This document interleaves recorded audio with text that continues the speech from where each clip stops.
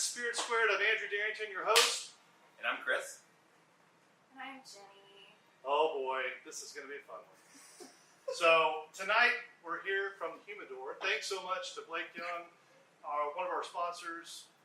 Here at the Humidor, we have the Vault Arms. I also want to recognize Red Construction, another one of our sponsors, as well as a new sponsor. We have a new sponsor this week, Hoot and Holler. I wanted to get a store involved with this podcast. Thank you so much, Scott and team there. They do a professional job. They have a great store. Love their selection. You guys need to go and visit them. They're in Gun Barrel City. I know it's a little bit of a drive, but trust me, it's worth it. They have excellent customer service. You're going to get treated differently than the big box stores, I promise you. Go out there, see them. Love them so much for sponsoring what we're doing. They're helping us out with equipment, and they're helping us out with content and all the good stuff that podcasts need. So without further ado, we've got a dynamic duo here tonight. Mr. Rice, Mrs. Rice. You guys are here. Thanks so much for coming on. Thank you for having us. Yeah, Thanks so much. Yeah. You guys are very involved in social media. So tell the listeners a little bit about some of the stuff you guys do. Because you're on a lot of platforms. You're on IG, you're on Facebook, you're on a lot of different things. So let's talk about your first content that you created. Was it the cats? It was, The yes. cocktails? That was a quarantine bread, whatever you want to call it. For sure. We talked for a long time because, like everybody else during quarantine, we drank Right. a lot. Yes. By the way, they made a concoction here that's yes. beautiful. Can you, I'm sorry I interjected, but what do we got here? So this is a riff on a cocktail called a bourbon renewal. Okay. And I saw it, and I was actually working on a cocktail for the company I work for, 10th Mountain Whiskey. And it's a take on that stuff with our bourbon, just a 92 proof bourbon. It's a high rye, and then I used our cordial, which is super unique. It's a peach sage vanilla cordial instead of the creme de cassis, which was in the original cocktail. And then just lemon juice, sage simple that I made, and what was the last thing? Just dashed Angostura bitters. Super simple, but it's like summertime, perfect porch sipping. Is how Amanda described it earlier. Right, no doubt. There, it's a crusher. By the way, we have a live audience. We've got 4 folks here. Thank y'all so much for listening in and looking forward to our conversation. So, getting back to cats, cocktails. Yes. I'm not a cat person, unfortunately, but you guys are. We will not hold that against Yes, you. you have two. You have 2 cats, right? 4. We have 4. Just Okay. 4 is a lot of It's cats. a lot of cats. But according to the internet, we discovered that every 10 years, you can get a cat. She's 40, so. There you go. So, but I'm already counting down to my big cat. So, what was the thought process on creating cats, cocktails, and conversations? Yeah, I feel like this kind of all started during quarantine again. We started daydreaming about building a bar in our backyard Okay. and just having a place where you just go sit and you could be super creative. And somehow that turned into let's start on Instagram. Yeah. And we just started making absolute fools of ourselves. And Right. people seem to like it, so we still do it. Yeah, some of the reels are hilarious. I mean, the short reels and the questions you guys ask yourself, and some of the comments that you guys make, and things that you throw into the mix. Like, what do you do to develop that content? So it really just comes from, like, a lot of times the drinks come from just me being like, I see a spirit or something. I'm like, this seems interesting. What about this can I make unique? Or I see another cocktail, or I literally am walking through the grocery store and I see a unique fruit, and I'm like, oh, there's something there.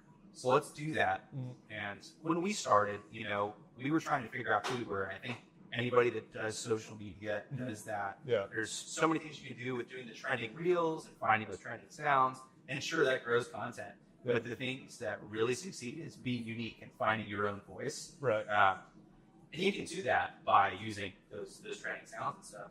But I am like an artist to a fault in a lot of things. Mhm. And I have to be like, no, this has to be original. Right. So when we started doing our stuff, I was like, I gotta find something that's us. And we did a couple of the trending reel things, and it just didn't work. And then I did our first thing where I slammed the table and said, "Today we're making," and I did it. I was making a cocktail with an egg white in it, and I had an egg on the table, and I slapped it, and the egg fell off of what it was sitting on and almost broke on the table. And it was like, okay, this is on brand. Yeah. Like, we're filled with shenanigans and silly things and being imperfect, which Right. is very much us. And that's kind of how it started. It just gave us an opportunity to develop some fun things, be creative in a way to introduce fun spirits to the world. So backing up, how did you guys get into whiskey? Quarantine again. I think we both. Is that how you guys met? Quarantine? We You were in the house together? You Are rented we together? cute? What? Yes, we actually matched on Hinge right before the world shut down. Okay. So we did what we called our quarantine dates. We found a show and we were like, let's just watch it together. We hadn't met in person yet. Yeah. We would start it together every night, get our drinks, and we would chat. And it was the second time they came up and said, okay, just 2 more weeks, guys. I was like, you know what? Screw this. Just come over. I'll put chairs 6 feet apart. We'll sit on the porch, whatever. Right. And he was at my house until 3 a.m. Yeah. And we just Yeah. talked and laughed. We bonded over 8 out of 10 cats does countdown. Cats makes sense, right? Yeah, they were not 6 feet apart. Yeah, I bet. Well, you know, It was quarantine. I it mean, was quarantine. Yeah. But we did. I think we went through 2 or 3 bottles of wine that night. So we just, I think we realized, wow, we got a lot in common. Sure. So he came over the next night and jambalaya. My daughter approved. So Wow. that's pretty much it. Jambalaya maker? Yeah, I just love to cook, so. Really? Yes, I love to. And jambalaya was the first thing that I ever experimented with, and I'm still not happy with it. Really? Yeah. Perfectionist by fault. Oh Yeah, my 100%. gosh. Yes. Gotta be right. So where did you start the jambalaya? I got to go down that route because I'm from Louisiana. Yeah, So- I knew that you brought up jambalaya, I'm screwed now. Yes. It's really just like my. Don't make it with noodles, please. Don't. No. No. Okay. All right. I'm Heavens, just hoping no. that you did. No. No. I mean, skyline chili. People Yeah, do crazy stuff. I did grow up in Michigan. They do everything up there is just boring. It has no flavor. Yes. But my dad's side of the family is from the South. They're all from East Texas. Okay. And once we came down here to visit, and I had gumbo and jambalaya when I was 9 years old. Yeah. I was like, that's amazing. Yeah. And growing up, my mom was very much a Yankee and just didn't season anything. It was all bland. Chili with no beans. It's just All was the wrong things. all the things that chili is supposed to have beans. Oh my god. No. I will die on that. Or it's just meat sauce. Oh my gosh. Yeah, this derailed fast. Yeah. But no, I just really wanted to get into it. And Cajun food and Creole is just like super interesting, Yeah. super flavorful. Yeah. I love it. Jambalaya was the first thing. I still haven't made gumbo. I'm not balls. We need to do something together. I would love because like my last meal, if I had to have one on death row, would be jambalaya with gumbo poured on it. Like it would be, it's so good. Yes, and I make both from scratch. I make etouffee from scratch. I can make dirty rice. It's one of my favorites. A lot of people don't like it because it's kind of out. It's out there, but you got to make it with authentic chicken gizzards, all that kind of stuff. Anyway. We're kind of. I could talk about this for a long time. So could I. mean, I was a fry cook at a Cajun restaurant for a long time, and then they got me into making like the Cajun dishes and stuff like that. I can talk about it for a long I time. think we should have jambalaya off. Yeah, it's Oh, good with me. no, that's not fair. Yeah. Good, Put that much good pressure on with me. me. And let's cook it outside. All right, you can cook. I'll make. Yes. Yes. So, how long have you guys have had? When did you launch the creation of the Cats So cocktail? It's cocktails Yes, cocktails. Okay. conversations. When did you guys launch that? that was literally December. This was after 3 bottles of wine, Yeah. and Those then- 3 bottles of wine after a lot of bottles of whiskey. right? And it was right after Christmas 2021. When did you convert from wine to whiskey? Pretty good. Immediately. Oh, Yeah. immediately. Yeah, I mean, Okay. It's funny. For both of you? Both of you were wine drinkers or no? I was into whiskey, and so she was too, to an extent. But I really like whiskey. Yeah. But I didn't have the understanding of what is the grains and what all goes into So it. you're just drinking Jack I Daniels, was trying. Jim Beam, and I would look up stuff. Like actually, the first bottle I bought was that I remember specifically was the Light Craig 12. Okay. And The old kinda- school yeah, bottles. the old school bottles. Yep. Grenade looking. Yeah. Yeah. Those guys. And then after that, I found Bell Meat, who's now Nelson Brothers. Yes. I had the Bell Meat Sherry. And I Tennessee repping. Yeah. I was really surprised how much I liked it. That's when I realized I like sherry. But the first whiskey that ever got me into was Like the Rabbit Hole whiskey. the one that started it all was Glenfiddich 14. Oh. So single malt Scotch. That ain't a whiskey. But I mean, we'll put it in the spirits category. Okay. It's I get it. You know, a lot of people like peat. They like, you know, that flavor of, and you smell it, and it smells like salt and other things. I'm gonna have to reintroduce you to some Glenfiddich 14. I mean, look, I'm all about Irish whiskey. I'm good there. Like Redbreast 12, barrel proof. I mean, Cash Street's great. Blue Spot, all the spots are great too. Yeah. But I can't do. If I'm gonna do Scotch, it's gonna be in a drink. That's it. Just the way it is. Yeah. So for me, the Rabbit Hole whiskey was Jack Daniel's Sinatra.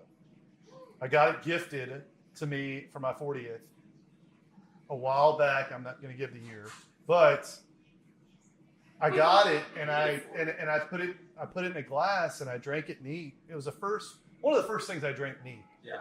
And I drank it and I was like, this tastes nothing like Jack Daniel's, Nothing. which I was a big Jack Daniel's fan at the time. Charcoal, filtered, chugging it with Diet Coke. Great. And this was like, I got to slow down. I'm reading a book. Because have you read? I mean, the book is amazing. Yes. It tells a story about Frank Sinatra and his influence on Jack Daniel's. And it was the first time that I'd mellowed out drinking something neat. Yeah. And the box is beautiful and everything. I mean, it's everything about it. It was just transformational for me. And then the next time I went to a liquor store, I was looking for that same kind of nostalgia. Yeah. Like, oh, what else is there that could have that type of impact on me? Yeah. And that's where things changed for me. And then next thing you know, I'm got 150 bottles open and craziness and all that kind of stuff. But I mean, you're right. COVID really enhanced things, and even to a point where a lot of distributors were struggling to produce because a lot of them were manufacturing like sanitizer. Yeah. So they were kind of converting over to that and stilling that to kind of help, that process. But bottling issues because bottling manufacturers were having COVID outbreaks. And I mean, we saw a big, what I do, we sell firearms and ammo, and we saw a big impact in that too. So it was a crazy time. The fact that we lived through that is just nuts. It's like a lifetime ago, in a way. I was listening to another podcast where they were saying that there's black spots in a lot of people's memories about just the sheer stupidity of what we went through. Yes. And we putting face shields up and Trauma response. Yeah, it was nuts. Yes. It was absolutely crazy what we were doing and what we were told to do during that time. And I'm not going to get into the shenanigans of the politics, but nonetheless, I mean that was the gist of it. Was the alcohol was a huge part of that, and during that time I was doing a pretty good amount of barrel picks too, and the logistics were a nightmare too. Just picking one and figuring out when the hell you were going to get it, and then getting promised one thing and getting promised the second thing and getting promised the third thing, and it was just nuts. And everybody wanted it. Everybody wanted the alcohol. Oh yeah. Especially barrel picks during that time. Self-medicating at home. And that was a big time for a big shift in single barrels. Oh yeah. Before COVID, I don't remember a time where single barrels were so demanded. But after COVID, or during and after, it's a big thing in clubs and even in bars. You look for those picks and go, I want that in whatever I'm having, or whether it be neat or whatever. So you guys met during COVID. Yep. You start, were you guys married whenever you started some of this social media stuff, or no? No, we were still just we getting to know each other. no, we Y'all just got married. We were okay. married a few months because we met in 2020. We have our first disagreement. Just noted. Okay. Noted. Take the butt. We all like that. That's right. She agreed, but Wrong response. Oh, I felt that. Yeah, I do too. What is time? Right? Yeah. What is time? What even is it? What even is it? Yeah, we hadn't married long. Okay. And during COVID, we discovered the Whiskey Vault and Whiskey Tribe. Okay. And that's really where we went down a rabbit hole. Yeah. Yeah. Understanding, learning how to taste whiskey and kind of gathering oh, it's super subjective. Yeah. And how people enjoy whiskey. Like, you don't like liking single malts, we like single malts, Sure. stuff like that. Yeah. It's such a fun spirit, and that was something we bonded over. In the midst of all that, I would come home at the end of the day from work, and she'd come home from work, and would have had a new bottle of something, and we'll pop that bottle and pour a little sample, and before talking about anything else, we're sharing this pour of whiskey, talking about this in the class, what we're experiencing. It takes down all of our walls and the things we experience, and they were good or bad, and gets us to connect on something, and it opens up the door for us to discuss at a more emotional, level-headed kind of playing field. Yeah, I love that. Yeah, that is a big impact for what I think whiskey did for us in that time. Yeah. And I think maybe that was part of why those pigs are so special and why people are going after them, because they want those memories of the good things that they found in this crazy ass time. Yeah. Yeah, no doubt. Are you in need of some top-notch libations to elevate your next gathering? Look no further than Hoot and Holler Liquor Store in Gun Barrel City, your go-to liquor store for quality drinks. From smooth bourbons to crisp wines and everything in between, Hoot and Holler has one of the largest and most diverse selections in East Texas. Planning a special occasion? Let our experts guide you to the perfect bottle. You'll receive excellent customer service not offered in the big box chains. Visit Hoot and Holler today and let the good times flow. You guys are developing content. What's some of the motivation you have about making drinks? So you said you're a perfectionist by fault. Yeah. So what's some of the underlying what's motivated you to push the limits on drinks? And then you're making it all, Anna, Absolutely. because you want to try these things. Master taste Yeah. tester. Yes. We said you were going to be a master taster, which is kind of a play on words, but we'll go from there.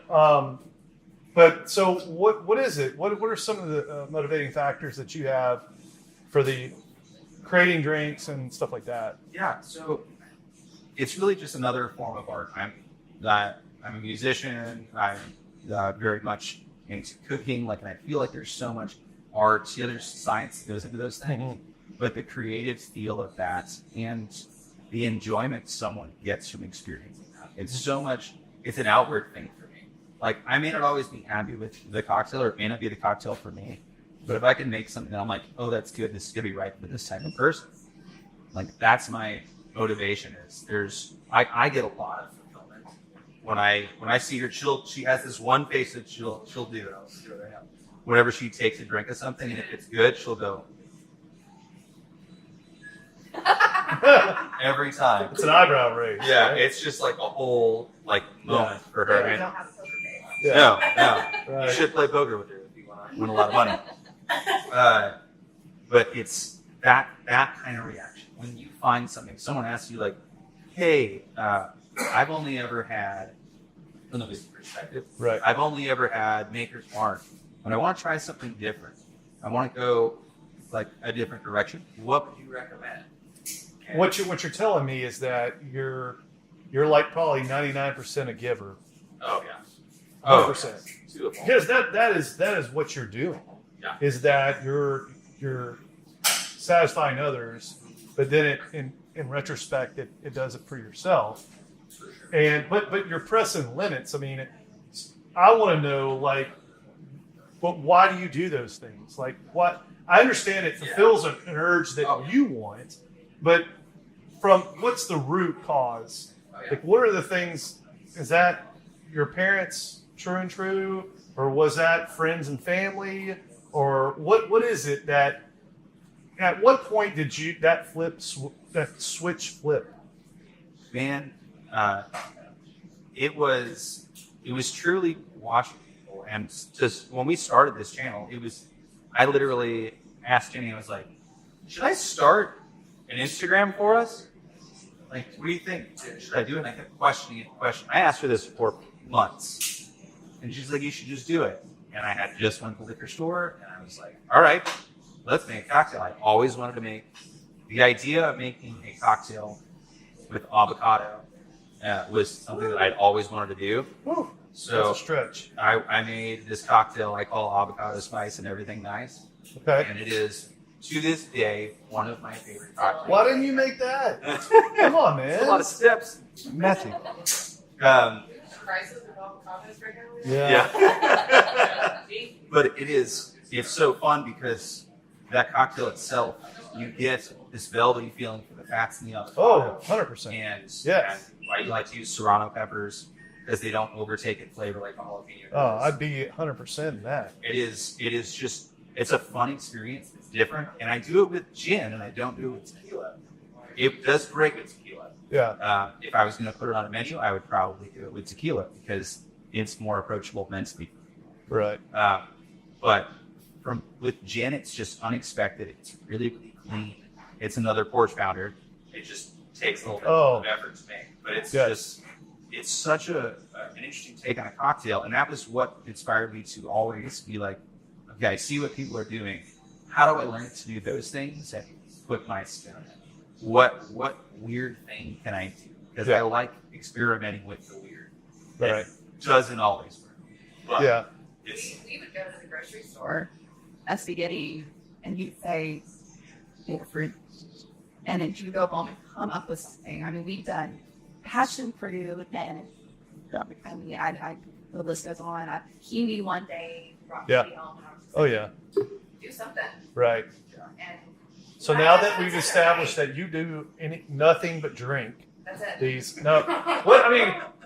no doubt that there's some influence there because you suggest things to him like, hey, let's try this, let's try that. It's definitely the creative mastermind. Right. behind all this. Right. But I mean, he's doing it because he wants a reaction or he wants something that from you.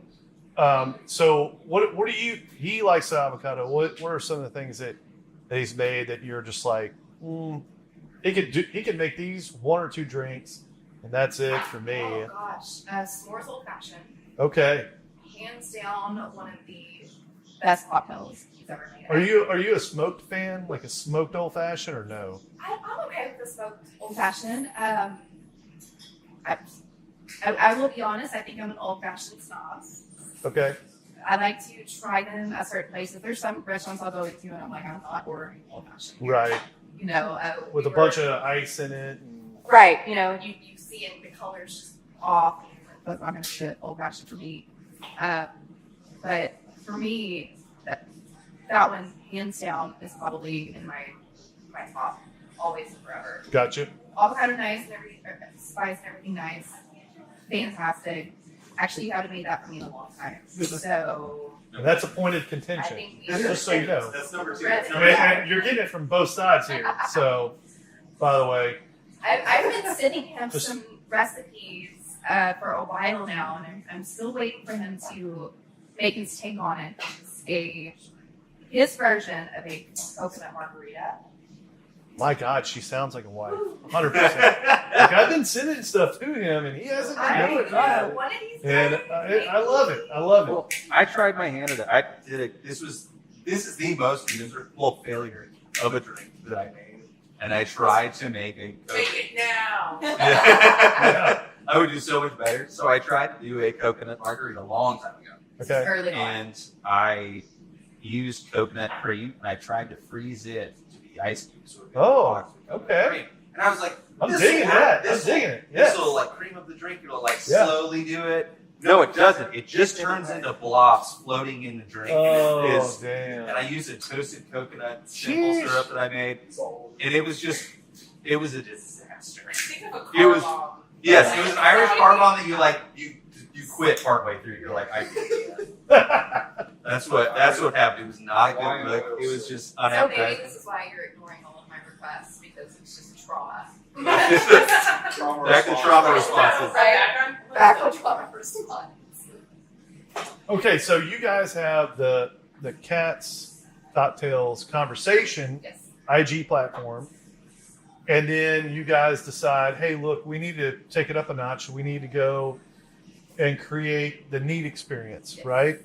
Which is quite a bit different. I mean, this isn't playtime. This is more organization and serving and an opportunity for you guys to get your name out collaboratively. Where does that come from?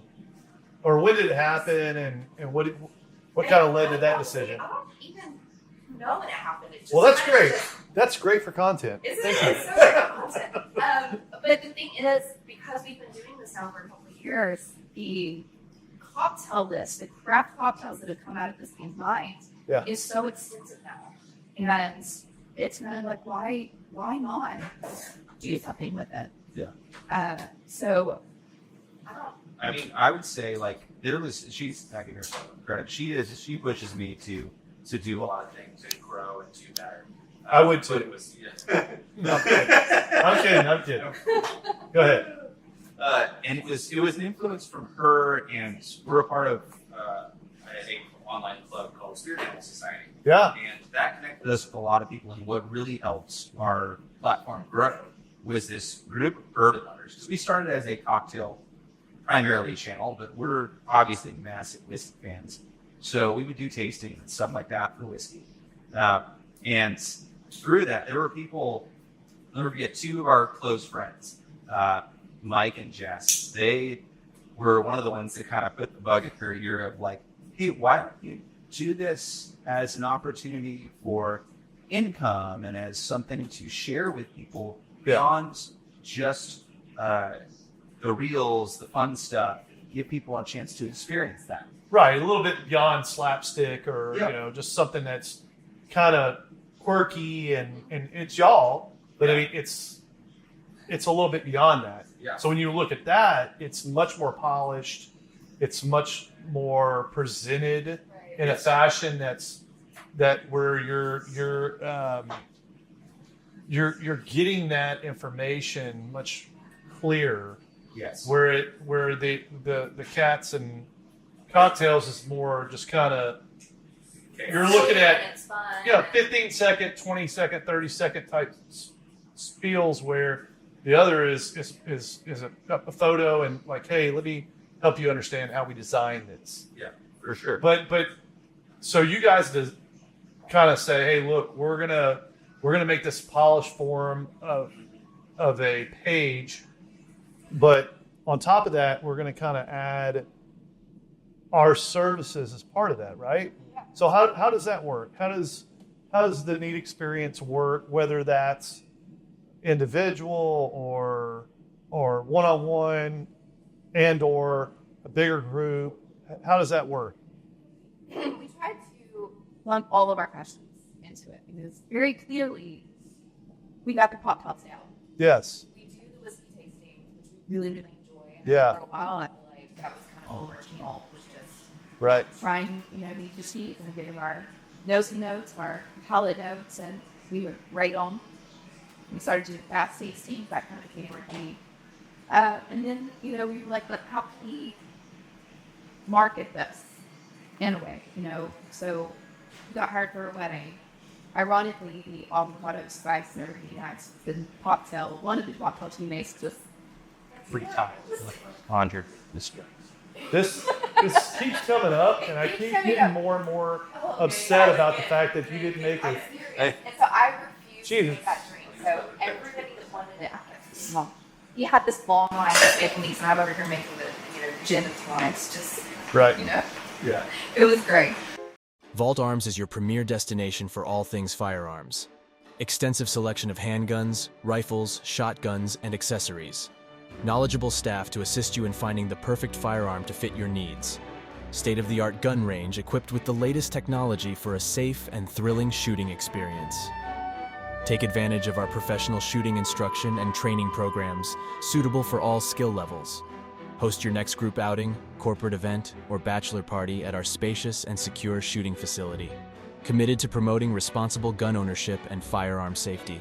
Fully licensed and compliant with all state and federal regulations. We were like, hire us. We'll do weddings, we'll do parties, but at the same time, cocktail classes. Yeah. If they want something specific, we'll create a cocktail for you. We'll come and teach you how to make it. It can be a fun experience. Or people who are going to be introduced into bourbons or whiskeys or ryes or whatever. Want to learn a little bit more about that. So we're just kind of throwing ourselves out there. Like, this has just been a learning experience for us. And we love it. It's a passion of ours. Yeah. And I think, especially, being in this bourbon community, you kind of learn when you have that kind of passion, you want to share it with people. Sure. And that's really where this came from. This idea was just like sharing. Yeah, it really, like, before we started Cats, we did a tasting for True Bite Brewing. I was really, really close. You were there. It's my favorite Christmas party ever. It was so fun. I took them through a blind tasting, through 3 whiskeys, just giving them kind of I was like, how much Tracy, can I do? Tracy and Ryan loves whiskey. Yeah, they do. And they're wonderfully human. So it was just. I don't know who outweighs he. Yeah. They both love it. Oh, yeah. Yeah. And it's so much fun to do that. And we did this, and where the experience part of the neat experience comes in is there's a lot of different, like, mobile bars or event bars, things like that they're going to show up, they're going to make you drinks, Yeah. they're going to be good, they're going to provide good service, everything's going to run smooth. That's fine.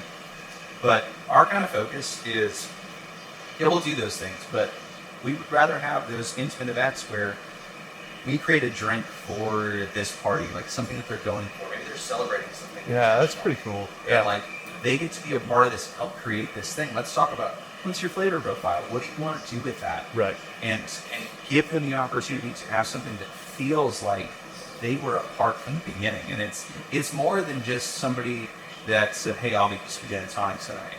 Or, I'm vodka soda here and there. It is. Yeah, I want you to experience this cocktail. I want you to have something special that you'll remember forever. Right. And that's where that comes in. Of like, when people come into tasting with us, it's we're going to walk through the whiskeys and we're going to do it the way I'm a big fan. And so is she. Of blind tastings. Oh, I love them. Because it takes your perception Yes. of what you're drinking 100%. completely away. Yep. Doesn't matter the age statement, doesn't matter the proof, all Yep. those things go away. You can figure that stuff out with time, but you go into it and you're like, wait a minute, I thought I hated this. Right. Or I didn't think I would rate this high. This is a $24 bottle of whiskey. My 2 favorite blind tastings is, one is you pick the blends. So we're going to have similar mash bills. We're going to have 4 or 5 bottles, and you tell me which one is blends. So, and they're all 90 proof. Yep. All right. And then the second one is bottom shelf. Yes. So we're not going to know that it's bottom shelf, but we're going to say it's a blind tasting, and everything's going to be below, let's say, $40. Yeah. And we're going to sample it all, and you tell us what you like best. Those are the 2 best blind samplings, I believe. And I did sampling myself, too, during COVID, because everybody was, wanting to do something. Yeah. They were used to doing full-time softball, full-time volleyball, full-time baseball, basketball, whatever, seeing grandparents this weekend, that weekend, and nobody could do anything. Yeah. So what do they want to do? They want to go out, they want to do something, they want to be adults. They were stuck with their kids all freaking day, listening to this and having to feed them and that, and it was just uncomfortable for everybody, and I think that's why everybody started drinking a little bit much. So I did some samplings too, and same thing, like a lot of blinds and barrel pick versus a shelf bottle Yeah. and stuff like that. It was a blast. Yeah. And honestly, this podcast manifests itself from that. So I was doing sampling, and it was a blast. Like, we'd have 20, 25 people, enough to fill a full, 750 milliliter Yeah. bottle. And it was amazing. It was a lot of work Oh, for sure. once a month, but it was a lot of work. But it was still fun to talk about mash bills, talk about where it was from, talk about how they fermented and distilled and this, that, and the other. And then everybody went back to full-time softball, full-time volleyball, full-time, all this other stuff. And so then it was like 2-3 people showing up for sampling. And it wasn't their fault. It was just the way it happened. And I kind of had to have it come to Jesus and say, hey, look, this is not feasible anymore Yeah. to do this type of business model. Let's turn it into something that where we're talking a little bit more about entrepreneurs, nonprofits, brewers, distillers, Yeah. folks like you guys that are branching out and doing special things. I love to hear that, where you do something special for a wedding. I think that's so unique. I think that is a home run to me. If I was, I'm not getting married anytime soon, 15 years in, but if I was, I would damn sure want to have a specialty cocktail that was maybe like spun off of our names or like what our likes are, or anything like that. It would be freaking killer. And that's fun. When we were talking about we met up in the home, we were like, all right, what do y'all like? What do y'all want? Yeah. And we did. We created the menu specifically for them. Yeah. I think that makes it really special, rather than just saying, like, here's what we have, what you want.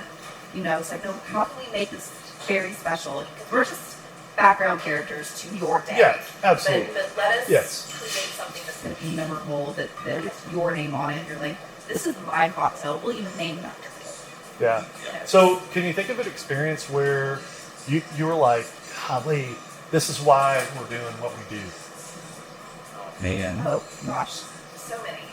Good question. Yeah, well, That's a good one. I'm asking because of impact. So I want one from you. I want one from you where you're like, there was a lot of fulfillment there, or a lot of like where you felt there was purpose fulfilled. That you were not filling a void, but you were filling some, like what you were meant when you created this to be. That makes sense. So I think this was a recent experience for me. Like it was very fulfilling. We've been doing these cocktail nights up here at the Humidor and invite people out to kind of taste their and taste some cocktails we're coming up with. And a regular in here came in. It wasn't a busy night. Just happened to not have it the wrong time. Was a lot of people in, but this guy wanted to come in and try our cocktails. He had seen what we were doing. He's like, I'll be there next time. I was like, perfect. He's a gin guy. I was doing a gin cocktail at the time. Nice. And I played on some stuff. It's fun thing. Nice. I was talking to him and I was asking him as he was sitting there, all right, you typically do dirty martini. Do you like a citrus forward martini? And he said, yes. So just in that moment, I was like, well, I have some drink curacao. Let's, instead of vermouth around the glass, let's wash the glass with the dry curacao, take just a little bit in there, and do this barrel-aged gin from Newry. And I was like, it's already like still with a vanilla impact and stuff like that, but a lot of citrus throughout that. And he tasted it and was like, this is so good. It's a simple cocktail. Right. But it was enough for him to he found Coco's to be a thing for, and just gave just a rave review because it wasn't anything that we were going to make that night. Yeah. It was just something that he was like, do you have anything else? And I was like, well, let us try this. Let's see if it works. Because those are the moments, like I said earlier, that's the kind of stuff that we hunt for. Is like, it needs to be special for the person that tastes the cocktail that we create, the things that we do. They will remember that a lot more than just going to the bar, ordering their usual drink, and be like, this is really good. Yeah. This is great. I know it's reliable. Yeah. But they're like, yeah, you made this for me. I remember this. This is Right. special to me. Right. How can I take that home to do that? Yeah. And that's kind of where that. And then share it. Yeah. They're not just bringing it home. Exactly. They're going to share it with their family or with people that are stopping by. You know, the next picnic or the next barbecue that they have. I mean, everybody's going to be impacted by that. What about you? So I'm going to take it in a slightly different direction. I knew that. Yeah, right? What's up, Brad? I'm glad I'm not ever surprised anybody. So, we've had a number of Okay, Jen. Thank you. We've had a number of conversations. Stop it. Got him. I knew it was coming at some point. I knew it was coming. We've had so many conversations since we started this about we started this just super silly little Instagram page, and it has changed our entire lives. Yeah. We have met some of our absolute dearest friends Right. through this bourbon community. Well, and your chairs are closer than 6 feet apart. Right? They are That's true. And so there's been opportunities that have arisen just inside this community to we've been a recipient and oh wow. Okay. Okay. Words are Good. I'm Yeah. so good at words. What is that word? Reciprocators. Recipients. Recipients, thank you. Yes. Okay. I promise you I have not had that much to drink. We have been the recipients of the generosity of this community, and we've also been in a position to help others, setting up GoFundMes when things have arisen. But just to see the incredible heart that these people have. Yes, we all came together because of our love of whiskey and cocktails and things like that. We've been able to do Sure. really cool barrel pigs with these people and stuff like that. But it goes so much further than that because these are now lifelong friends. Yeah. And when they're hurting, these people step up and do what they can to help in those situations. Yeah. And again, I mean, we were just like, oh, let's just go be silly and embarrass ourselves on Instagram. And instead, we have found this incredible community of people who were just at the drop of a hat, no questions asked, have your back, Yeah. regarding the situation. And I mean, there's been so many times that we've sat in those conversations like, this is incredible. That Yeah. we've met some amazing people because of whiskey. I completely agree. I mean, I've been part of a variety of groups for a while, and I've probably done my energy and effort has been a little bit more than most. Let's just being honest, because I don't have an adult. I have an adult kid, so I don't have any kids at home, and so I've been. And my job has allowed me to have some flexibility with scheduling and things like that. And so for me, I'm a giver too. I'm a big giver. So for me, like I like doing the grunt work of the barrel picks. I like working with the distillers and the distributors and the sales reps, Amanda. I like doing the work with her. I do. I know. I like doing. This is one too. I hear you. I like doing the work with those folks because it goes a lot unnoticed. These folks work hard, and they don't get the notoriety that they deserve, and I do that for them as best I can, and I work with them, and I've done that for quite a few years now, and then we do the barrel picks, which is the funnest part, like sampling. Oh gosh, yes. Sampling is amazing. It's really fun. And then if you make a big decision, right? A pretty expensive decision. Yeah. And then the gratification I get is the response, right? And that's it. You get the response. Yeah. Hey, love it. It's great. This is what I taste. These are the notes. I'd buy 5 more of these or whatever. That's all you can get. And for you getting that, the barrel opportunities to me are very unique. I don't think people really understand how unique that is if you're in the community. There could be 1,000 people and only 10 or 12 have access. Yeah. And that in itself should let you know where you stand. And it's a lot of times I've found that you have a couple folks that are invited to those things that are just, they'll play along with the crowd. Hey, you say something first and I'll agree to it. I'll be agreeable. And then you have people that are like what I like are the ones that say, that's not what I taste. Yeah. This is what I get. And unfortunately for us, I value a female palate because of a variety of things. And we talked about it at our like second or third podcast with Shannon Hood. Yes. Who's a fantastic palate. Love Shannon, yeah. And that there are a variety of reasons why females have better palate. Now, don't get me wrong. The more whiskeys that males consume and taste and give feedback, honest feedback, and not try to be agreeable, Right. there's no doubt that we can get to that point. But if you're not influenced and you don't feel barricaded Right. by giving honest feedback around males, then no doubt about it, you have the superior palate. There's no doubt about it, in my opinion. I could be wrong. I mean, I'm just being honest. I 100% agree with that. Her Yes. palate.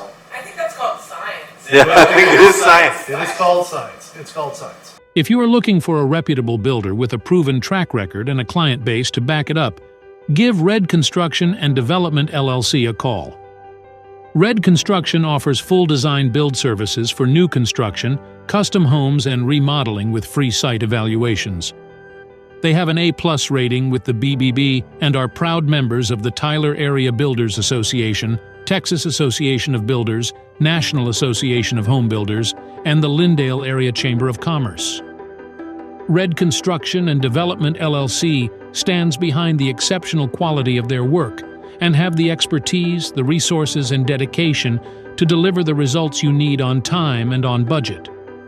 To learn more, give them a call at 903-630-8660 or visit them online at redconstructiondevelopment.com. All right. So, what else do we need to know about need experience? Like, you guys, how's the process work? How does somebody get in contact with you guys and go, hey, look, I want to do something unique with you guys. I want to create with you guys. How does that work? So they can reach us. We're on Instagram at The Need Experience, and also that has our contact info, our emails. It emails directly to me, and we can talk about what type of event you want to do.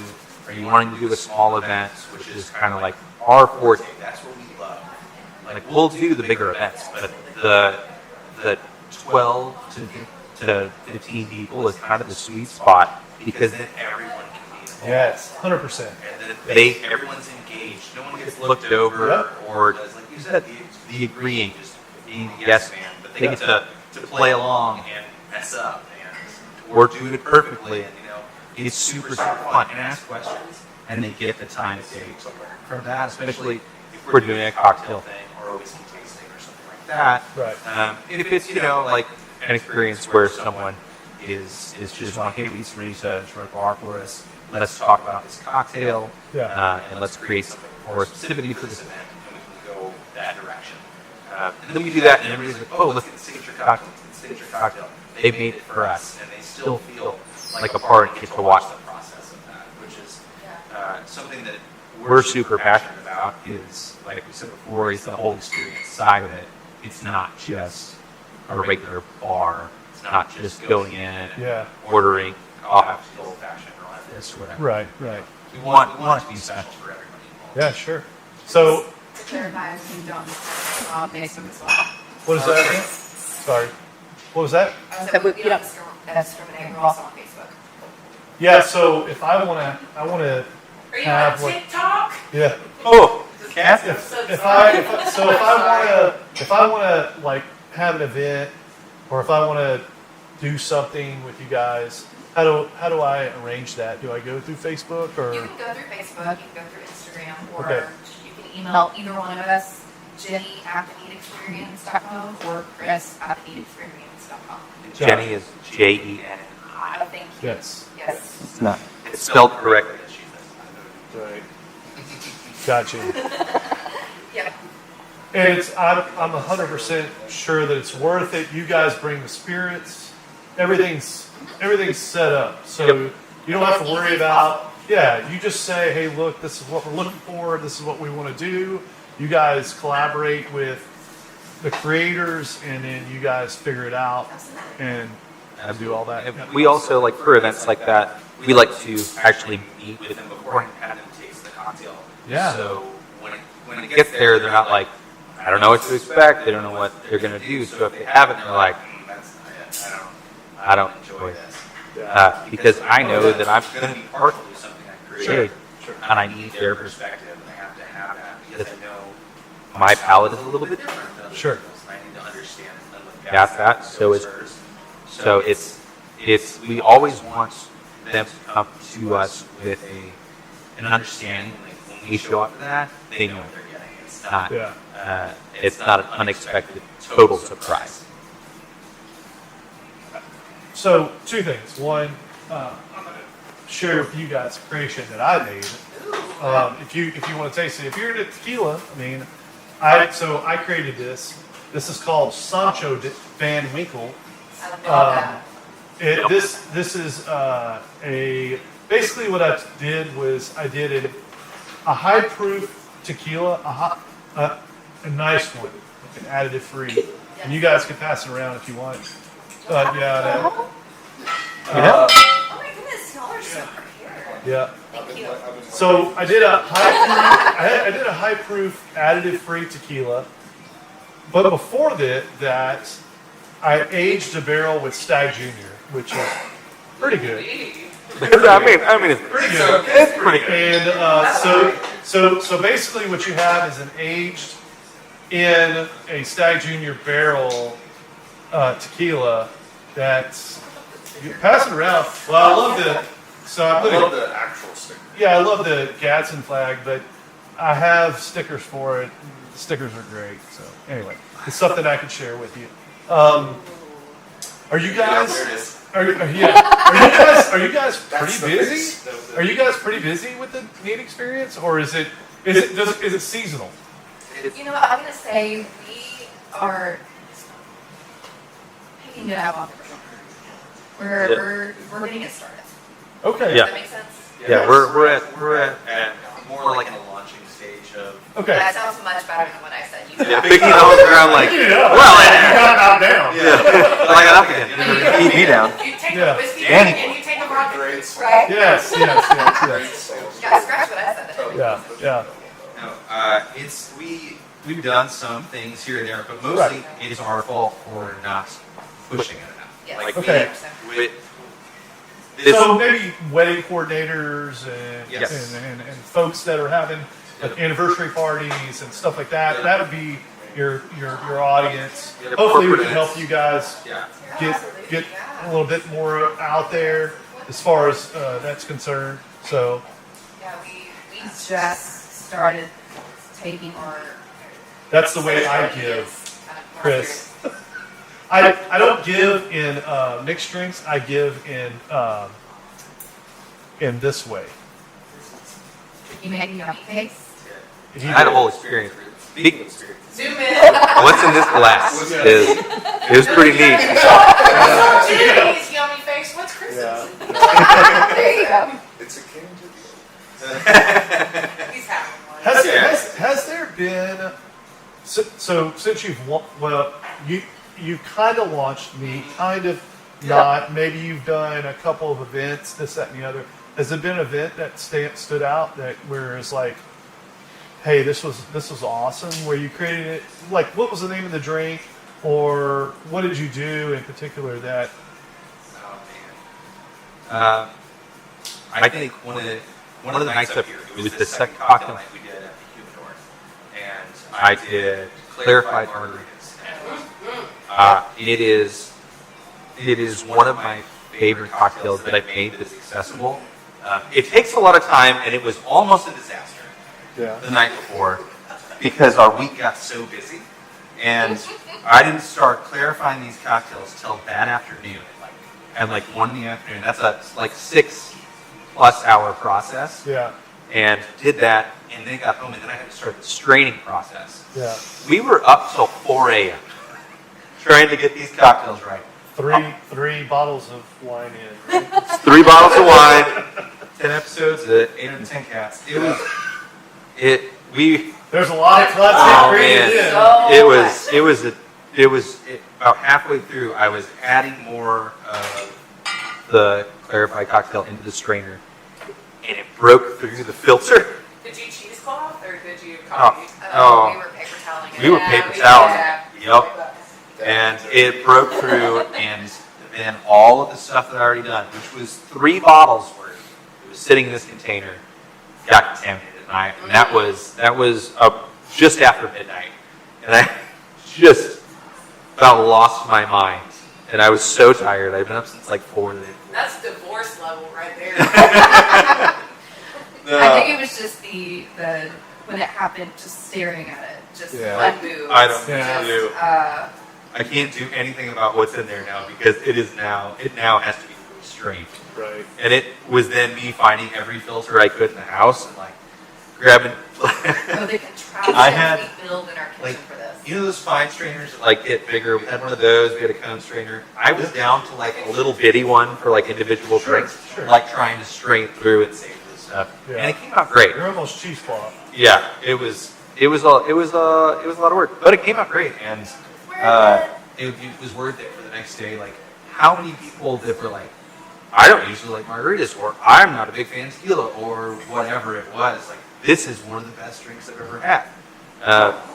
Or they typically are like really, really sweet cocktail drinkers, and they have like, oh my gosh, this is so balanced. This is right. They just fall in love with it. And that was a moment for me.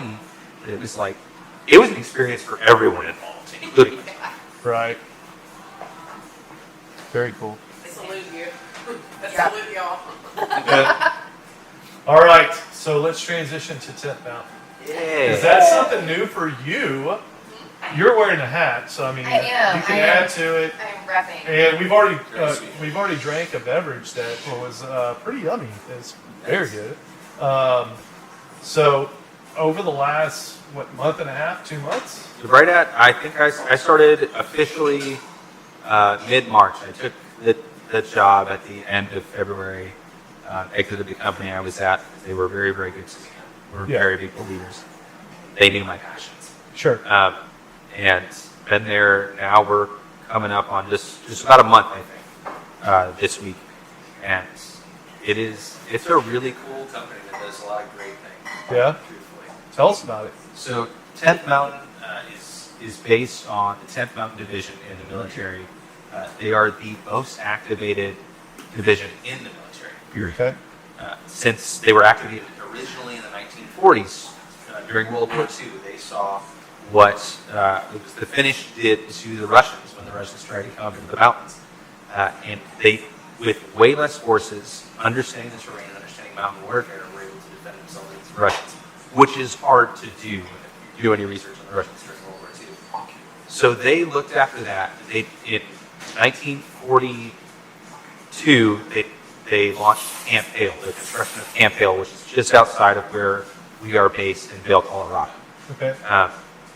And that is where they trained many people. They took a lot of students from different ski schools around the nation, some excellent Olympic skiers that were being drafted, and they brought them in to train them in survival skills, in shooting, all of the aspects of warfare and tactics and things like that around warfare. And over a year, and they were deployed to the Apennine Mountains in Italy. Their goal was to cross the Gothic line, which was considered impenetrable. During the Battle of Riva Ridge, they took the Gothic line. It was one of the things that led to the downfall of Germany during World War II, causing Hitler to surrender. Yeah. They were actually about to be deployed over to Japan, and 3 months before their date was when Japan surrendered. So they've done a lot of great things. We want to pay homage to them in what we're doing by having the tenacity to go after what we're doing and the grit and all the ambition that it takes to make something great happen. Another cool thing, you know, a lot of our stuff is based around mountains. Obviously, we're in Vail, Colorado, so skiing's a big deal. Yeah. Outdoors are a big deal. All of that stuff. So we have a lot of that involved in all of our bottles. You can kind of see some of the designs. You see the ski. You see the walking man on here carrying his skis, which was Literally everybody up in Colorado is, especially up in Vail and that area. Oh yeah. They're all healthy, fairly healthy. Yes. Yeah. 'Cause you ain't seeing a lot of heavy people up there because they're gonna struggle up there. Yeah. So we developed these products. Everything we distill is all around. We don't source anything. We have to source anything from the beginning. We have a full line of products. Is it grain glass? Is everything grain sourced glass. Yep. in Colorado? Yep, as much as we can. Okay. Our corn comes from Cortez, Colorado. You try Okay. blue corn. Okay. A little bit sweeter. Our rye comes from Fort Collins, and then some from North and South Dakota. This is your rye. That's our rye. Yep. Okay. And the rye mash bill is a 69% rye, 27% corn. So a little higher corn content. Okay. And 4% malted barley. Nice. To me, it is. Can we get a little of this bourbon? That's the single malt. Or the whiskey, I'm sorry. Yeah, we have the bourbon. Well, I left it over there where I was making the cocktail. Thanks, Blake. This is a single malt? Single malt. This is our single malt. Should be amazing. That's my favorite of all of them. But I'm a single malt guy, so of course I'm going to lean towards it. I'm good with single malt. As Yeah. long as it's not peated. Not peated. It is not a peated single malt. It is a. Amen. No peat. It is Look, fun. It's 19. Jenny and I, Right. we're We on get the it. same Yep. page, right? It's very much a. So they went rogue with this bottle here. Mhm. What can you say about that bottle? This bottle here. So this one, yeah. So this was the original, and you can see Okay. how much the military Yeah. throughout here. Our bourbon is probably our most popular spirit overall. It's not our most highly awarded. It's still gold and multiple awards and things like that. But it was kind of our foundation of our spirits, truly. Okay. You know, we offer a vodka and moonshines and a killer cordial. Okay. But this right here is what began it all. And you know the thing about aging in Colorado, because of the elevation, how high it is. Yeah. In gypsum, I believe it's 6,800 feet. Yes. Right around there. I've driven through there, but I've never actually stopped in there. It's always a drive-by. Yeah, oh yeah. it's out there, but it's because of the elevation and the temperature swings up there. You have you have 90-degree day during the summer, and it'll drop down to the 50s. So Right. that aging process, and because it's so dry, everything like that, water evaporates first. Yeah. You barrel at about 115, 120, and it has a massive impact. So it's really fun for people to taste things, get to ask them what they think the age statement is on the bottles, Yeah. because it ages so much quicker. So it reminds me, a reason I like this stuff is it reminds me a lot of Texas whiskey. Sure. Which are super barrel impact, Quick. so quick. fast. Yeah. And that's one really cool thing that intrigued me on it, because it has a little bit of that funkiness because of that. Yeah. And it's just a bit different outside of what you typically get out of Kentucky. Yeah. You know, and there's a lot of great Kentucky bourbons out there, obviously. But there's a big push to get out of the Kentucky traditional bourbon. Everybody loves boutique bourbons, loves the offshoots, loves the people that are trying something different. And frankly, there's a lot of people that are fatigued by the allocation Yes. bourbons. They just want to get away from that and get into like stuff that they like. Yeah. What's your favorite of their line? I think I have to go with the rye. Yeah. Yeah. And What do you like about it? well, I'm a rye girl, Okay. through and through. Okay. Yes. So, and I tend to go the higher proof. Sometimes my sweet spot. Higher proof. I love all those baby spices. So I was very excited to try that rye when we knew this was going to happen and all that. So that's definitely going to be my favorite. The thing is, though, they're doing such amazing stuff up there. 13 years old.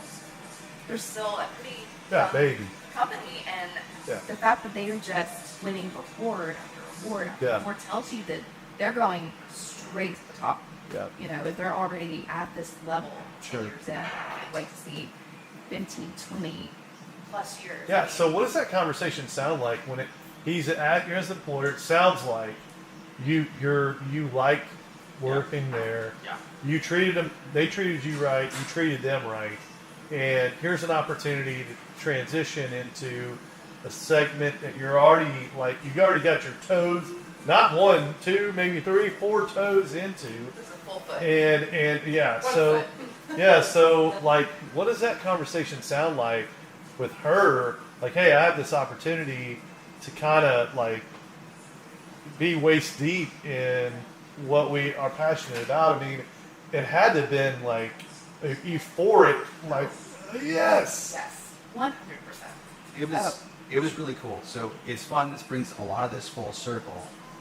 This whole opportunity happened because of Cat's Cocktails conversation. Okay, great.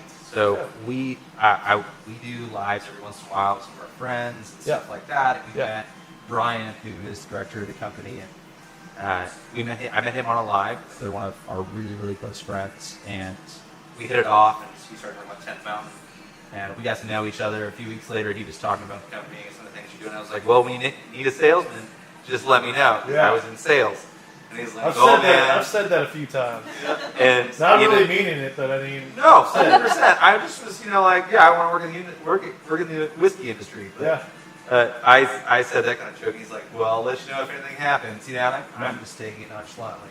He reaches out to me in January and he goes, hey man, so I was wondering if you'd be interested in being one of our regional sales managers for the company. And I was like, are you serious? Like, is this a joke? Yeah. Like, yeah, let's. I mean, we gotta talk. No? Does it pay 20 pennies? Yeah, like, what's That's the first question. Yeah, like, what's the? Am I doing this for free? Yeah, right. Is this an internship? Yeah, 100% is like the thought process of it, and we just started talking about it. And I'm like, holy cow, this really happened. And there were some things that went through and it took a little bit of time, but then I got my official offer letter, and I was like, it was an emotional time because the company. I bet. I was at a company that I loved. Yeah. The people there, they were some like locally some people that really impacted me professionally. Yeah. And a lot of them personally. Just they were very supportive. They were there when we got married.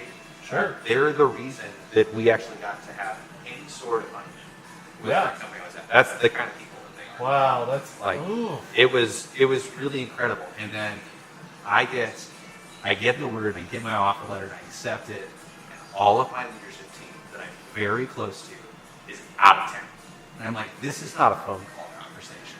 Yeah. So I'm sitting there for about 5 days, just like holding this in, like I wasn't sleeping, obviously, because I was like, I know they're going to be supportive. They already knew my dreams and my aspirations and what I want to do. It wasn't so neat. Yeah. This guy. And they get back, and I remember a very close friend of mine, and she was my direct report at the company. Yeah. It was Monday morning, and she comes in. She had been on vacation, and I was like, hey, can I talk to you? That's the best. And she's like, when a subordinate says that, you're like, okay. She's like, is everything okay? I was like, it's very, very good. But I gotta tell you this. And I tell her, like, hey, I got this opportunity. Yeah. And she's like, and we both start crying because she's so happy for me. Sure. And she knows that, like, I feel that support. Sure. And she just gave me a big old hug. And it's like, you don't get to be a part of many companies that are so supportive of you growing. Yeah, that's incredible, man. And it's awesome. Over the next like hour and a half, I got to talk through everybody there. Yeah, tell sure. them in person. And it was just like the support of hearing from your boss instead of what do I got to do to keep here? What can I do for this? Right. Their questions were like, will they take care of you? Are you getting paid enough? Yeah. Are you? I'm so happy for you. I'm so proud of you. You've grown so much. Yeah. I've watched you. The Humidor is your online cigar retailing headquarters. Our experienced staff has spent years finding some of the best cigars from around the world to sell to our customers. If you're looking for an online cigar store that can help you find your next favorite smoke, welcome to the Humidor. We began the Humidor because of our deep appreciation of the finer things in life, a good conversation with friends, an aged whiskey, and, of course, a fine smoke. That's why, in addition to selling premium cigars online, we also operate a brick-and-mortar cigar lounge in Tyler, Texas. Our lounge is crafted to provide a classic ambience with modern sensibilities, and we've spent time ensuring that smokers and non-smokers have an enjoyable experience, whether they're there for a drink with friends or to enjoy the game. Let's talk about your exit strategy and Yes. who you're going to mentor to get, Yep. take your position. Yeah, it was awesome. They were just Great. like they supported me through it, and like I'm guessing it wasn't Walmart. No, it was not Walmart. No dang Walmart. I used to work at Walmart. I just know it wasn't Walmart. It was not Walmart. That's just not how they work. Well, I love one of the things that he said to me was, it is such a blessing to have the opportunity to leave a job that you love, where it's hard to leave. Yeah. And that it was a very bittersweet moment for him because he is stepping into this world that he wanted so deeply to be a part of. Yeah.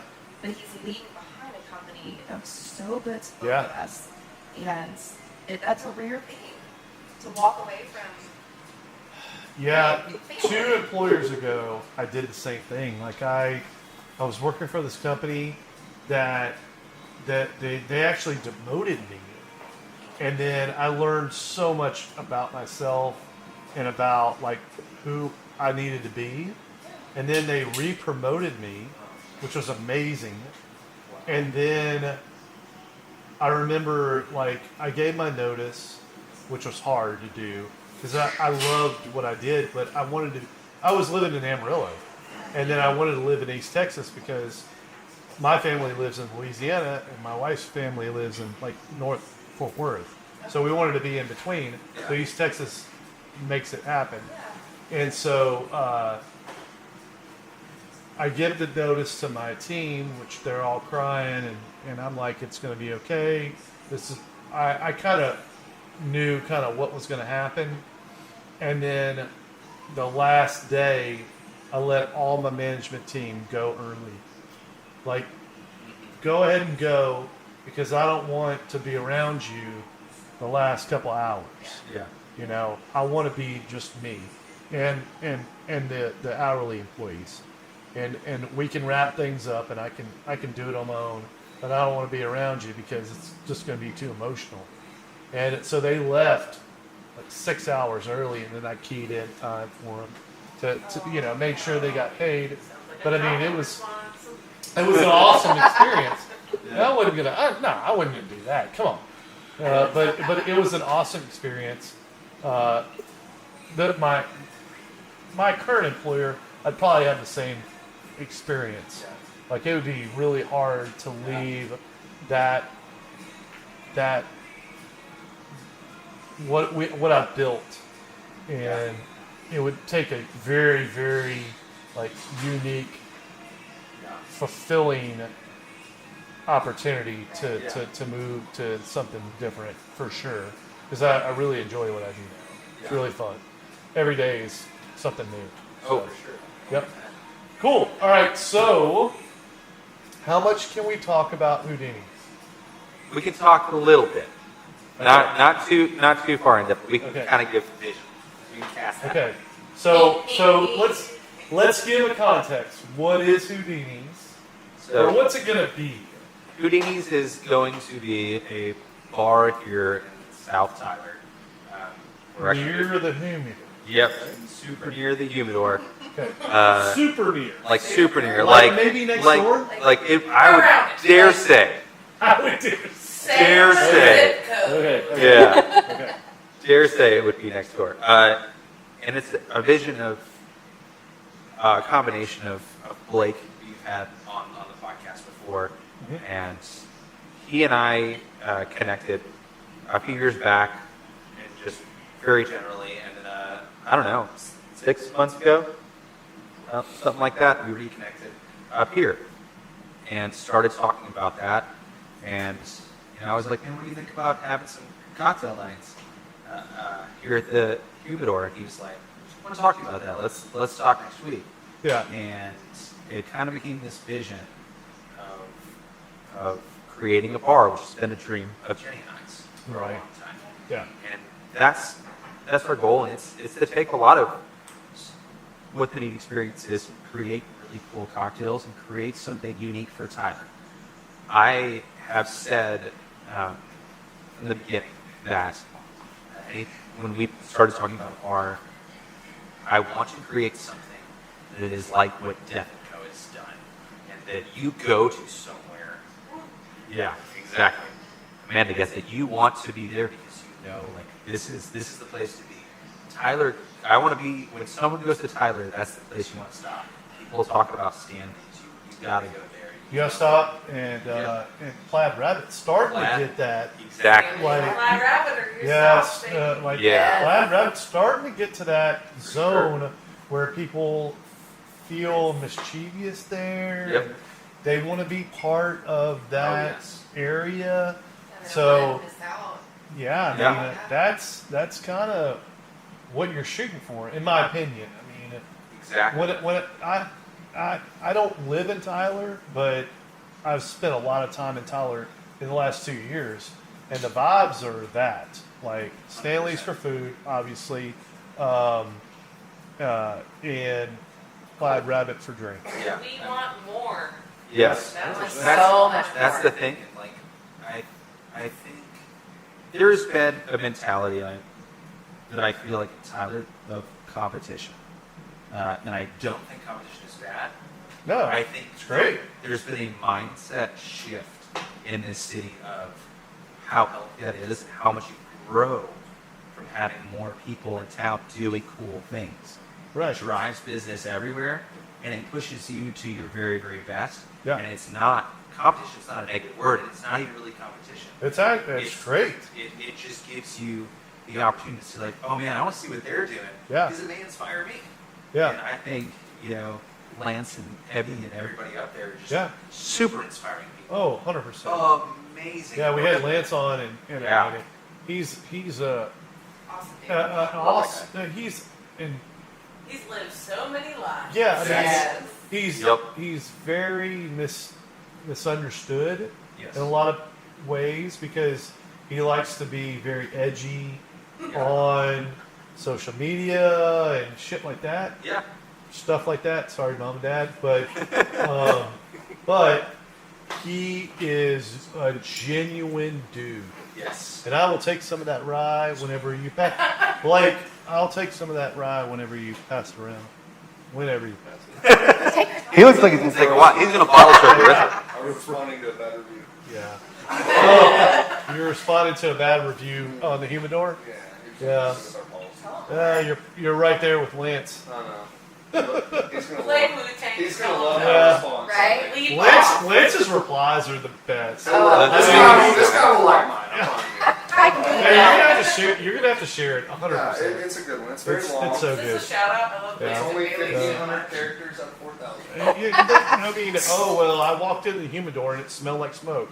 What are you talking about? They charge for cigars here. Oh, yeah. I'm sitting outside and I got But you get stuff by free me. water, you get free Coke and Diet Coke. How do they give you free stuff and charge you for it? And then you got a litany of bottles that if somebody allows you to have some, you can, like, this place is a mecca. Yes. Like, you can go here and have a fantastic time for little to nothing. Yes. Neat Experience has 5 and- stars. and- 5 stars. Hold on. On top of that, We have 4 points. you can meet people and talk to people that are likely, more than likely, very similar to you because you're here and you're going to like them. So you walk in, you buy a cigar, you may have a free pour or not, maybe you bring a bottle and enjoy it. Yes. You have a water, you have a Coke. Why would you complain about anything? Literally, this is one of the funnest places I've ever been in Thailand. Yeah, this place has been very, very, very good to me in my personal journey. I mean, it's led me to some really great friendships, especially with Trent and Blake, where both your Yeah. which is so cool. It's led me the opportunity to meet them and grow as a person. Well, Trenton was on the podcast, and it was a little dicey. I mean, I had to, I had to coach him up a lot. That guy. He was pretty nervous, You have to tell and, him. and I had to kind of like get him to talk a little bit. Oh. It was a sure little that was hard He's to pretty quiet, yeah. We can start conspiracy It's theory great podcast. having you, man. It's great having you. I'm glad you're supporting the cause. Really, I do. For sure. We love that dude. Yeah, great guy. And to your point, talk about the humidor is yes, you get to meet a lot of people like you, but you also get to meet people unlike you. Yeah. And learn about them, and learn about their life experience and things like that. 100%. And Yeah. that's what cigars do. Like Yeah. that's what's great about this place. Is it gives you the opportunity to be in a comfortable, non-sterile environment that just feels like, oh, I'm lounging with my friends. Yeah. And you walk in here, I think Scott Sampson says it best. It's like walking into Cheers. Yeah, It's like this is your Cheers. You walk in and everybody shakes your hand. Everybody wants to say hello. Yeah. They want to know your story. Yep. Like come sit with us. Come hang out with us. Yeah, and your shoulders kind of just like They do, absolutely. just come down a little bit because you come in and you're just like, okay, well, maybe we'll see what happens because the threat of political things coming up, the threat of financial things coming up, the threat of all these things that people know about East Texas or Tyler or whatever are going to come up, but it never does. And if it does, it's docile. It's like, this is the way, whatever. I don't like this, I don't like that, and normally it's this. Everybody's this. Hey, look, this is the way I agree, or not, or whatever. Or you hear and you learn and you grow. And it's never combative in this situation. It's never is. Never it is. And then So- I want to add to, as a non-cigar smoker, Yeah. It is still a fantastic place to come and sit and hang out. I've tried. My husband is an avid cigar smoker, but I haven't tried, and I just very quickly realized it's not my jam. But I would each their own. To each their own, absolutely. And I would still come sit with him and hang out. The vibe's chill. It's laid back. Have a good time. Yeah. Yeah. So, going back to Houdini, Yes. do we have? I'm looking at Blakey a little bit. Do we have kind of a sense of how that's going to work, or how? What's your influence, or what are y'all's influence on the brand, the build out, what's that going to be? So we're doing. If you can say, I mean, we're cool if you can. Our responsibility is the cocktail program primarily. Okay. Like we collaborate on like how the building's going to look and stuff like that, what the goals are, and what's realistic, what's not realistic, and things like that. But primarily, our job is to build the cocktail experience for that. Yeah. And to as being partners together. Right.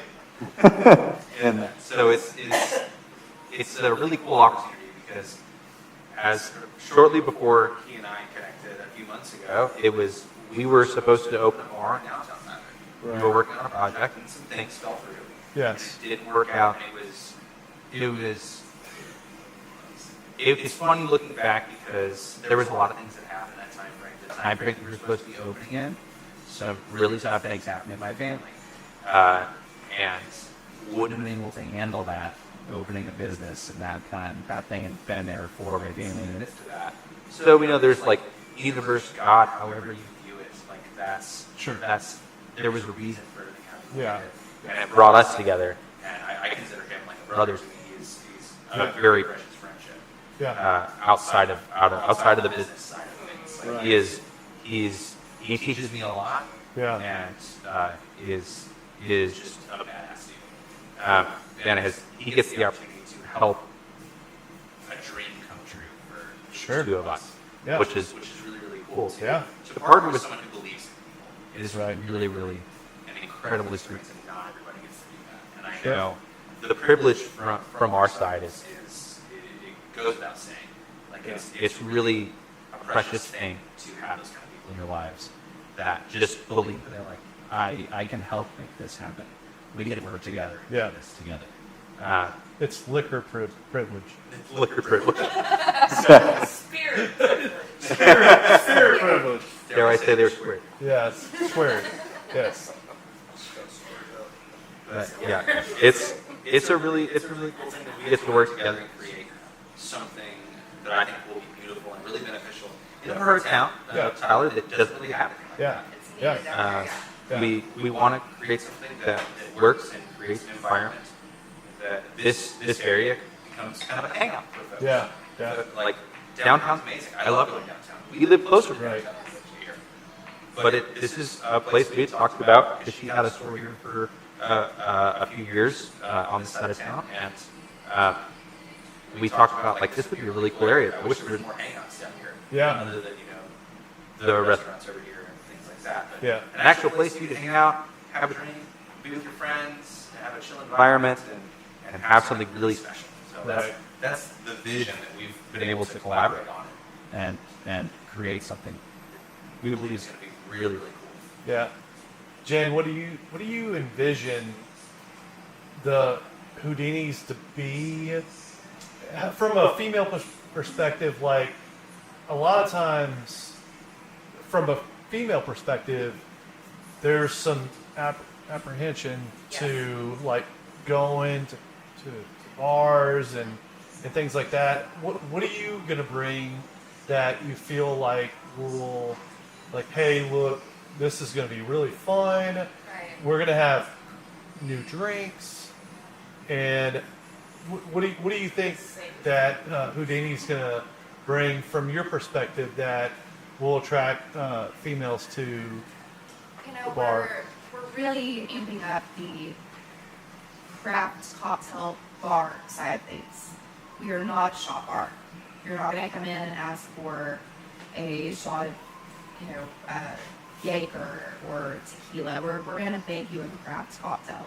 We're a little more high end, so you don't have to worry about the sports bar aspect of things. Yeah. Now, as a female and as a mom of a 20-year-old daughter, these are things that I think a constant need is safety precautions. Yeah. So those are things, even when we were talking about opening up a car, or what are some things that we can put into place to make sure that whether a group of girls come, whether a girl on a bad date comes, what are things that we can do to make sure she is protected. Absolutely, 100%.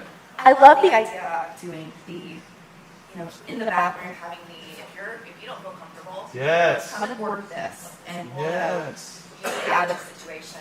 And I told my mom this. And she love goes, that. I do. So I definitely want to kind of implement something like that. Especially Because we had a couple of experts on human trafficking come on. Yes, and it's like, it's really changed me as a person. Like after you get done with that podcast, and you hear about like what's happening and what age and stuff like that, you start like changing your dialect and your like conversations and what you're thinking about and how you're speaking and I feel like just society period kind of changed our, I love the way you said it, just our entire communication on a manner.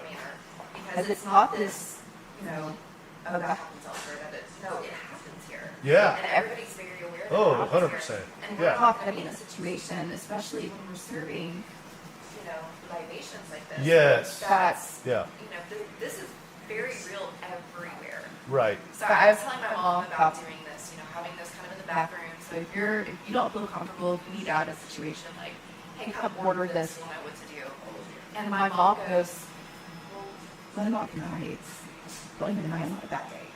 Yeah. Mom. Right? Thank you, Mom. Yeah. And so, I was like, oh, what? And maybe that was my bad. I'm so focused on making sure the girls are okay. But, both bathrooms, let's go. Let's make sure if you're in a bad situation, if you're on a bad date. Yeah, that's a great idea. Maybe even if you Such came a by great yourself and you're like, you know what, one too many, then I'm embarrassed or whatever. Yeah. Come order this. And we'll be like, you know what? Uber's on the way. We got So you. we know. Love it. Yeah. Such a new, like, idea Yeah. that a lot of places have not thought about. We want to be a safe space. Yeah.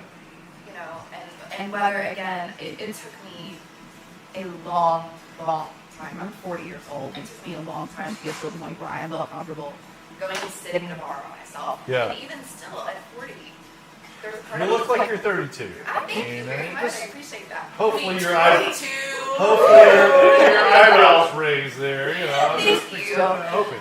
You know, it's still kind of an unnerving thing, and I think it's just the way Well, girls were kind of raised, is to kind of always be. I think the 38 to 42 crowd is more susceptible because, frankly speaking, I mean, typically, if you're single at that age, then you're working off of apps, or you're working off of off of websites that are matching you and doing. And there's a lot of deception that can happen there too, and there's a lot that can't be realistic. Right. And so when things happen that come to fruition that's not real, then you need a bailout, and you're offering a bailout that's not a best friend or somebody who you have tail with you. You're offering something that's immediate, and that's an ingenious idea. I don't know who had it.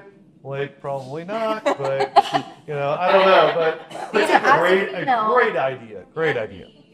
In the dating app era, we've been together 4 years. Yeah. I was a single mom for 16 years before that. Wow. So, trying to navigate the whole dating world, you're trying to be smart and safe by being in a public place. Right. But even still in those situations, Yes. Yeah. I've had my fair share of first meetups at Grove City Draft House. And just trying to be, okay, I'm going to eat over there, so I've got my car and, things like that. But still, sometimes things happen. But I always have my location at all times. You don't have no 3 bottles of wine. Oh, I absolutely first. not. Absolutely not. Nope. Chris very put it charming. on you though. He sure did. Tell me you're in sales without telling me you're in sales. Right. Yeah. Let me say this as we're sitting here talking about all the dating apps that I did meet. I know absolutely everyone has been on a dating app. So they do work. Yeah, they do. There are some good ones out there. Yep. A lot of bad ones out there. Yeah. There's a lot of drops. Yeah. I met my wife at a Christmas party, and I met some friends of hers like 2 weeks before. And at a bachelor party, no, they weren't strippers. But they were playing pool. We were playing pool next to them. They were looking like they were having fun. I was a single guy. I introduced myself. Hey, blah, blah, blah. That was back in the beeper days. Ooh, this man got a beeper. Yes. And so, like 2 weeks later, they beepered me. Hey, look around the Christmas party. You're welcome to come do it. I was like, I ain't doing crap. And then I was like, hey, got crap to do that night. I guess I'll go. So I was like, what do I have to bring? And they said, well, just something for like a white elephant. Okay, fine. Do it. I stop and get scotch. Actually, and a mixer. Because I'm going to mix scotch. Because I wanted to have a good night. Well, what was your mixer? Sprite Zero. Yeah. Sprite Zero. And then I got 2 bottles of wine as my white elephant. So as we do the white elephant, she's the prettiest girl of the group. And 100%. I would say that a million times over. And I can tell what she wants. And I can tell that she has a kid. And so I'm like, I need to make sure that I get that. So I make sure that I do the trades and I get it. and we're done, and she's upset because she didn't get it. And I go to her and I say, hey, I stole this because I wanted to talk to you. And she's like, smitten. And I'm like, can I have your number? And she's like, you can have more than that. Hey! Yeah, the number to my people. If her parents are watching, it was less than that. But anyway, it was a great We hugged. No, I adopted my kid. So he was 2 when we came into the situation, and then I waited till he was 13 to make sure that he knew like what was going on. And so that Christmas, when he turned 12, I was like, they asked me, Dad, what do you want for Christmas? We never know what you want. I said, well, I'd like to adopt you. And they were like, oh, they were melted. And then I adopted him when he was 13, and we had all this like fun stuff happen. Like I made him a jersey and all this cool stuff. It was awesome. It was really, really awesome. And we're like when I lost it was when he went to the Navy. And so he goes to the Navy, and my grandfather went to the Navy, and I didn't join it. I was a socialite. And I knew too many people to go into the armed forces. I could make it the way and I just slummed it for years and just did what I needed to do. But he goes to the Navy because I forced him to. So he goes to the Navy, and I go to he gets done boot camp, comes back, he's in base in Fort Worth. Thankfully, he certified as a marksman. He's a really good shot. Maybe I sell guns. Anyway. But anyway, so we go to visit him at his barracks, and his place is a mess. He's still a mess. But anyway, I'm going through his closet, and he's got a jumpsuit that says Darrington on the back. And I had to walk out. I walked out and wept for a while because my grandfather. Trauma response. Yes. Well, my grandfather his tanker got sunk during World War II, and so he got malaria. And just knowing the challenges that he had, it was a cool moment. It was really, really cool moment. So, anyway, that's talking too much about me. I have a heart for the Navy as well. Yes? How? Why? My grandfather was a Navy servant. So anytime Navy's involved. Okay. Was he on the tank? So he actually drove barge that would look to land and left me. The coolest story that I got with him, let me just brag on my grandfather. Yes, please. He died the year before I was born and never got to meet him. Okay. The story I used to tag my dad to him before now I have all four. Every night I was just obsessed. Yes. I mean, it makes scrapbook, I would take home to show and tell, like I was just, this man was so awesome. The coolest World War II story I have of him though is his barge got bombed. And he floated on his back in the ocean for 3 days. Working his way up. Wow. Incredible. Yeah. He's tired. All, had my dad and all that stuff. The man that worked me for years and years since they did most of his leg, one of the multiple. And we still have members of ours. He still drove himself to work at a van makeshift so he could drive. And it was when he lost his farm that, he wasn't more. He couldn't play guitar anymore. It's done. Really happening. I mean, in the end, my grandfather drank tonic with quinine. His whole, Maybe turned into a grandfather.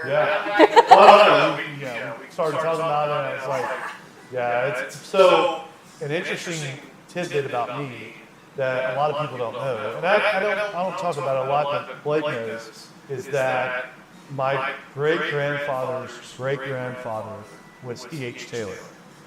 So my lineage, and part of the reason why I'm probably who I am is because of that. Because so my grandfather's name, my grandfather's name was Blanton Taylor. Of course. By I believe very strong influences. And so my aunt ran the lineage quite a few years ago. And so I've known for a while, but I don't really share a lot. But I mean for you guys, because you guys are in it and you're interested and stuff like that. So I got my and I shared with you, I believe I did, my grandfather's birth certificate. And it shows the lineage. It shows his great-grandfather. It shows his grandfather, or his father, grandfather, and great-grandfather. And E.H. Taylor's listed. So my mom's maiden name was Taylor.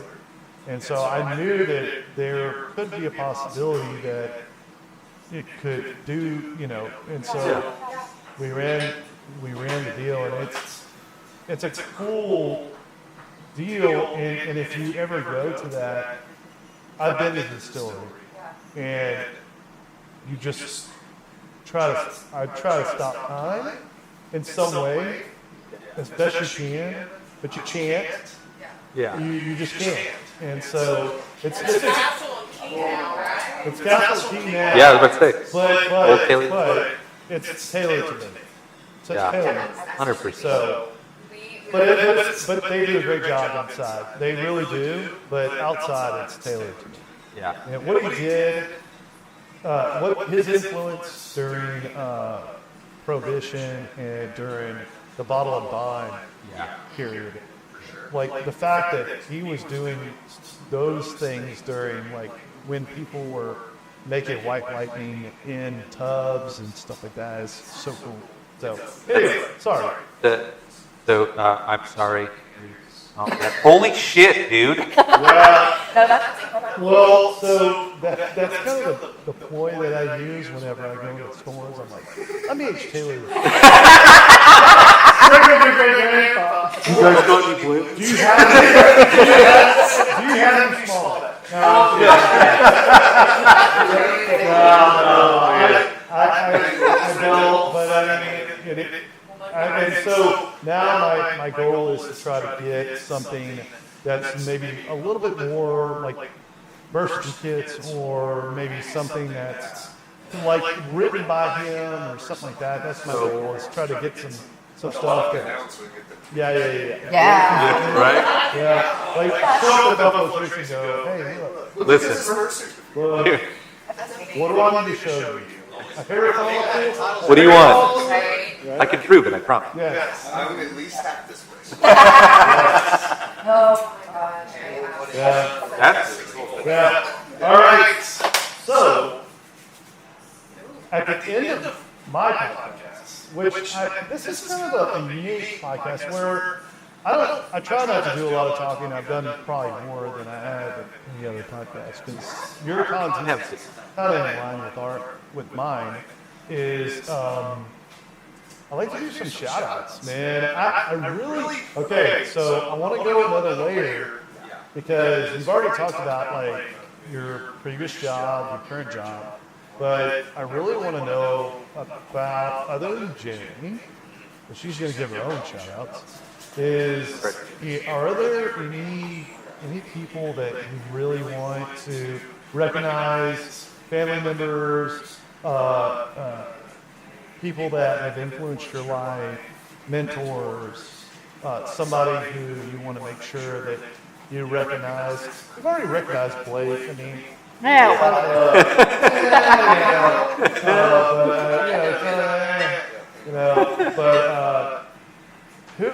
who's somebody you can talk about that's really impacted your life, influenced your life? There's a few people. There's what I want to mention. I mentioned them earlier, but Mike King. we met them through Cat's Cocktail Conversations. He and his wife Jesse, and that man has such an interesting story. Yeah. And he is one of the most creative and giving people in this world. He believed in us from the beginning. She mentioned a drink early on that we need I know the avocado. that one. This is a different one. This is much smaller. This is different. He made it. I made this cocktail. I layered Empress Gin on top, so it was bright green with purple on top.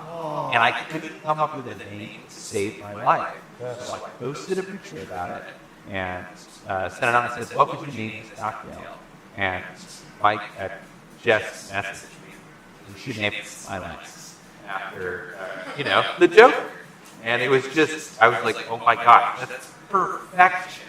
And from that moment, like, he showed creativity in life and things he does. Sure. This man created he's done this a few times, he created a whole, like, stop motion animation of a tasting or something out of Legos. Oh, shit. And he's, in a tough time in our life, he knew that I was going through stuff. Yeah. He's an artist that does a lot of things like that. Yeah. Sent her a pan for the Nina that he had laid in his house, and bottled it, and it has like the whole label over the top, like everything. It's beautiful. And he sent me art piece, scaled down art piece he had done. And this light switch is broken on position, which is kind of mine. Yes. Of always being on, always. Yeah. That guy is one of the most generous, giving, and thoughtful people that I've ever had in my life. And so Michael King, he's retired military Marine, and he was an MP. He's got stories, features, books. It's pretty cool. This guy's a hell of a human being. Yeah. He's given us some of the right pieces too. Another one. I go on my mind. That's the first one. Very cool. Jenny? Oh, sorry, I was trying to tell her not to do it, but I have to shout out my baby girl. Okay. I promise I'm not going to cry. Why am I crying? Well, don't cry. That's okay, Kate. Thank you. I'm not going to dive into it, but she absolutely hurt my life. I was 19 when I pregnant with her. Yeah.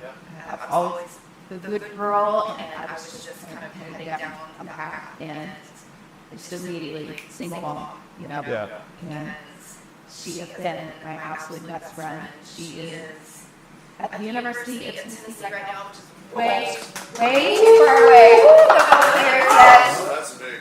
She's absolutely killing it.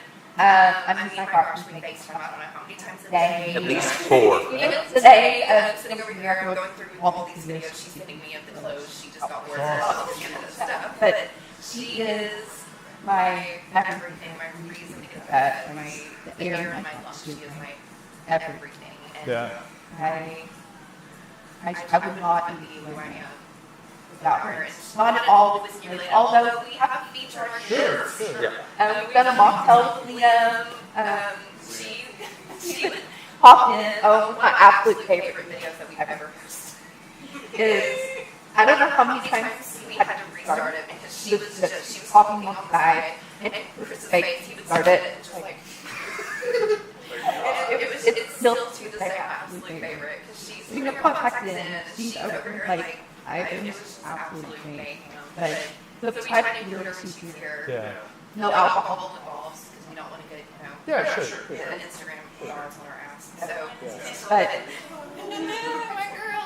So, but we also, one thing that we do love to do with them, as a side note, is use their noses. Yeah. Oh my gosh, a 10-year-old and 20-year-old having the nose of whiskey, of bourbon, whatever. Because they're going to pick stuff up and they're like, oh, right? Because we're looking at it from a different mindset. Yeah, sure.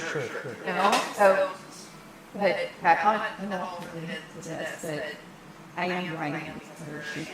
I'm just so proud. So when we asked that question, the only person I find is KK. Yeah. You know. Yeah. So I'm sure I could come up with others. Just Well, that's why we like to end the podcast that way, just so that way you guys can, like, focus on someone or something that potentially you haven't talked about publicly or that deserves that recognition from you, and it's genuine.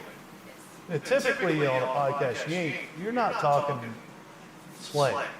You're going to be from the heart, the real deal.